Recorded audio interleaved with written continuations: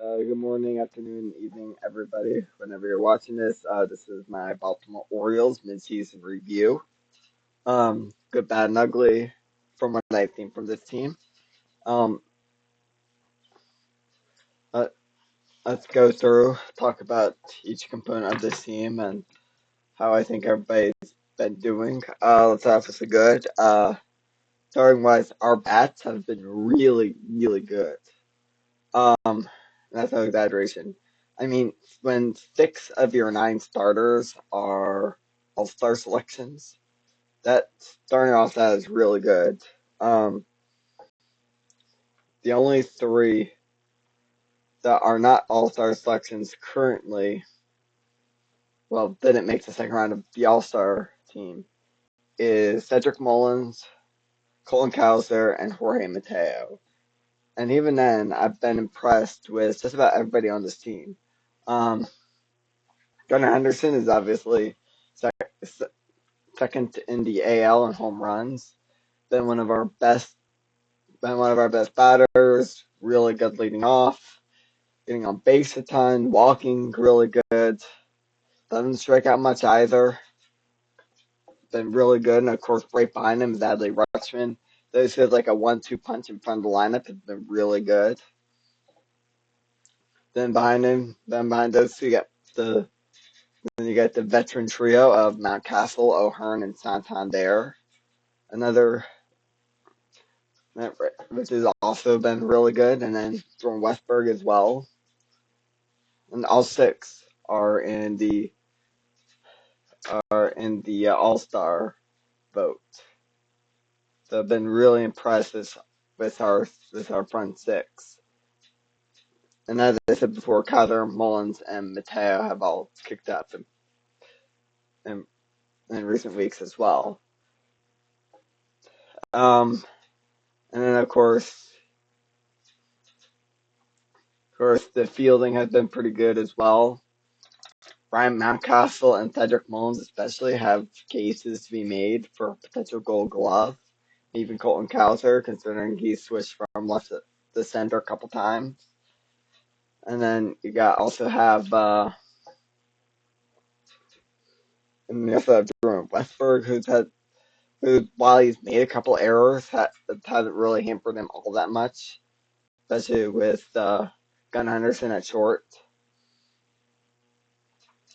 Really, the only complaint I have about this lineup is switching Westberg around. I don't like that fact that he's in rotation with Ramon Arias and Jorge Mateo from second to third. Next year or later this year, when we call up Jackson Holiday permanently, I think our starting infield should be Jackson Holiday at second, Gunnar at short, Westberg at third. And with that, Ramon Arias can also play second. So I think when Westberg is in the lineup and Arias is in the lineup, Westberg stays at third, Arias moves to second. Then when Arias and Mateo are in the lineup and Westberg's out, Arias goes to third, Mateo goes to second. Mateo stays at second, Westberg stays at third. I don't like the idea of Arias staying at third because I don't think he's part of the long-term deal. Especially in that infield with Gunnar Henderson and Jackson Holiday and maybe even Kobe Mayo. Speaking of which, let's talk a bit about the farm. I think Hurstad has come up, and he hit a grand slam. He's hit a couple home runs. He's gotten on base. Uh, he's gotten on base pretty frequently. I've been really impressed with Hurstad, especially in the Rangers series. I thought he did really good. So I think Hurstad will. I Well, tough with Kerstad because he doesn't have a strong defense as Cowser or Mullins or Hayes. I do like him on this team, and it's gonna be tough because He's best as a DH, but then again, so is Ryan O'Hearn. Ryan O'Hearn also has a better bat. So, as much as I love Kerstad, and as much as I want him to stay, he might be one of their better options as a trade piece. Same thing with second baseman Connor Norby. As once again, you have Jackson Holiday. And Jackson Holiday, I think you'll have at second. So, if that's the infield, then the question is, where does Norby go? Where does Mayo go? I think Mayo should also be in there. Mayo is also going to be interesting because he can play in the infield, but I don't think he's going to be a starter anywhere. Casa and Henderson should be locks, and I think Holiday and Westbrook should be too. So with that set infield, which is really good, that leaves a bunch of guys outside looking in. And I think it is time to move on from guys like Ramon Urias, like Kobe Mayo, like Connor Norby, and see if we can get them for the second point of emphasis this is team. That pitching. Holy heck, this pitching. It's really it's been bad for the pitching. No complaints about Corbin Burns, no complaints about Grayson Rodriguez. Besides that, the pitching looks really weak. I mean, you already lost John Means, Tyler Wells, and Kyle Bradish to Tommy John. So with three guys on the season-ending IL, you have to bring in guys like Cole Irvin and Albert Suarez and Kay Povich to fill in those spots, especially with Kramer out for an unknown amount of time. But here's the thing: is when Kramer comes back, who does he replace? Povich Suarez and Irvin don't have any more options. Use all their options for Suarez and Irvin. So so the so so that leaves Po so that leaves Povich who still has options to go back down. But then again, he's a rookie, and you want to give him as much shots in the majors as possible. Well, and especially if you get a starter at the deadline, like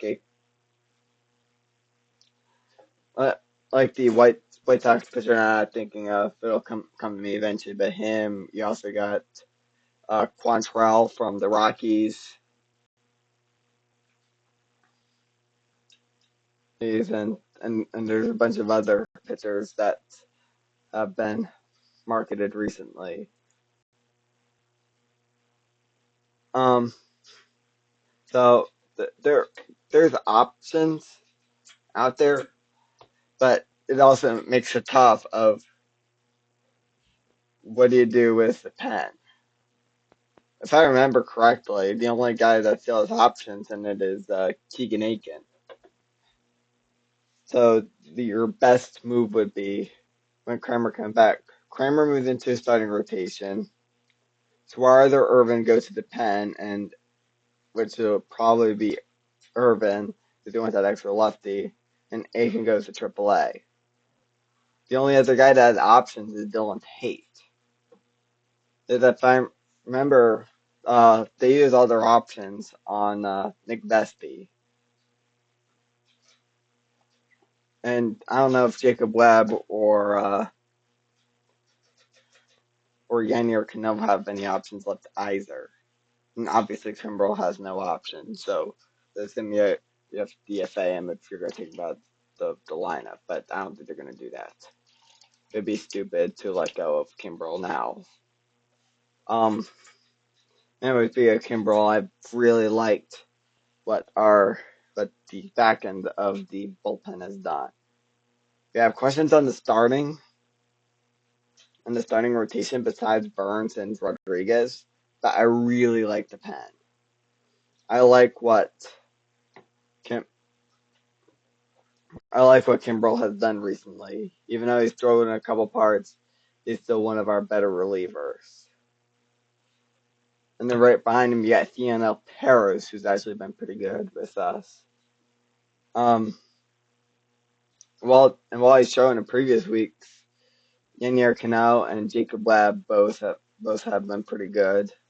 And you also have Dylan Tate, who's another up and down reliever, where he'll have really good game followed by a really big stinker. And I forgot, they also have Brian Baker, who they recently called up, and he's another guy that they could either DFA or send to AAA. Because I don't know if he'll be a guy that you want to come playoff time. But anyways, that's it for this midseason review.